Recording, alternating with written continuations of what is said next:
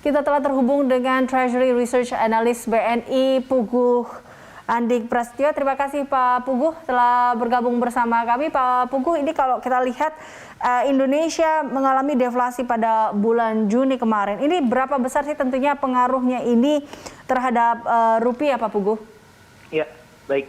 Kalau kita lihat memang inflasi kita di bulan Juni gitu ya, ini kembali deflasi secara man-on-man gitu ya. Memang secara ekspektasi pasarnya memang deflasi gitu ya. Namun sayang sekali ternyata ini di bawah ekspektasi gitu ya, melihat memang di bulan Mei kan ada kita lebaran gitu ya, emang peak-peaknya inflasi gitu ya, sehingga memang ekspektasi di bulan Juni sebenarnya udah turun gitu ya, namun ini sedikit di bawah ekspektasi pasar sehingga memang impactnya cenderung negatif gitu ya terhadap rupiah gitu ya, dan ini langsung kita rasakan di pekan kemarin rupiah di hari Kamis dan Jumat cukup tertekan gitu ya, dan ini memang mungkin sudah akan berhenti gitu ya respon pasarnya, dan pagi ini memang rupiah dibuka sedikit mengalami penguatan gitu ya, dan ini mungkin rupiah pagi ini akan cenderung sideways gitu ya, apalagi kondisi di Amerika Serikat juga cenderung datanya mix gitu ya.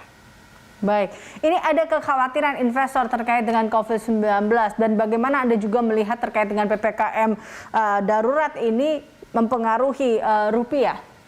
Ya, kalau kita lihat memang respon pasar masih cenderung negatif ya terkait COVID di dalam negeri gitu, karena memang kasusnya melonjak gitu ya, rekor-rekor terus gitu ya, bahkan di akhir pekan kemarin juga sempat rekor juga gitu, double record, baik itu kasus baru dan juga kasus meninggal juga mengalami kenaikan gitu ya. Ini yang membuat akhirnya investor khawatir untuk masuk ke pasar dalam negeri gitu ya, dan apalagi sekarang ada PPKM Mikro yang sedikit mengurangi gitu ya, ekspektasi pasar terkait pemulihan ekonomi nasional ini mungkin akan mengalami hambatan gitu, terutama di kuartal 3 nantinya, karena ini udah masuk kuartal 3 kan adanya PPKM ini sekarang. Baik, jadi Anda melihat pekan ini paling tidak reviewnya rupiah akan seperti apa?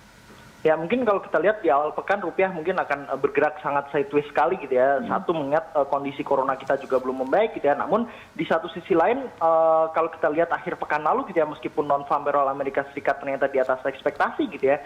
Namun di sisi lain di luar ekspektasi pengangguran justru bertambah di Amerika Serikat. Nah, ini juga sedikit anomali gitu ya, yang akhirnya membuat USD sendiri kecenderungannya memang cenderung tertekan gitu ya Jumat lalu gitu ya. Ini yang membuat ada peluang rupiah untuk sideways gitu ya, ada potensi juga menguat gitu ya di pagi ini, namun akan sangat terbatas sekali pergerakannya. Nah, ini yang membuat mungkin pergerakan rupiah di awal pekan mungkin sampai tengah pekan rupiah akan cenderung sideways. Di Rabu nanti akan ada rilis data ini cadangan devisa. Ini yang mungkin menjadi akan titik balik rupiah. Apakah kalau datanya bagus rupiah berpotensi menguat di bawah 500 gitu ya. Namun kalau ternyata datanya menurun gitu ya, apalagi cukup signifikan penurunannya, ini ada potensi rupiah justru kembali tertekan. Baik. Kalau kita lihat juga di beberapa ada sentimen dari global, diantaranya terkait dengan The Fed akan terus melakukan obligasi pembelian aset. Lalu Anda melihat bahwa yield obligasi ini Amerika sendiri akan semakin menarik. Lalu bagaimana dengan di kita? Anda melihatnya seperti apa, Pak Puguh?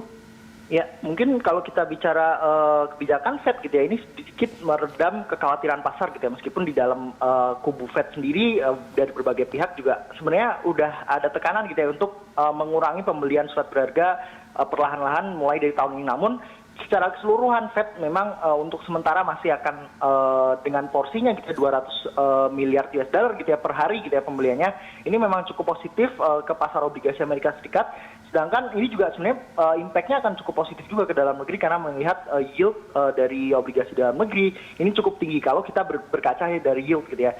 Namun ada satu risk yang mungkin akan menjadi pertimbangan pasar gitu ya, ketika mata uang kita tertekan akibat adanya COVID yang terus naik gitu ya. Ini menjadi salah satu pertimbangan pasar. Jadi mungkin untuk obligasi dalam negeri justru impact-nya mungkin ya masih akan terbatas gitu ya pergerakannya, karena memang dari satu sisi memang positif sekali tapering Fed tidak terjadi dalam waktu dekat gitu ya.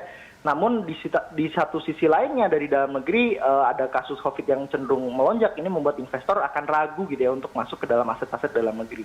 Baik, terima kasih Pak Puguh atas informasinya. Pemirsa, demikian Treasury Research Analyst BNI Puguh Andik Prasetyo.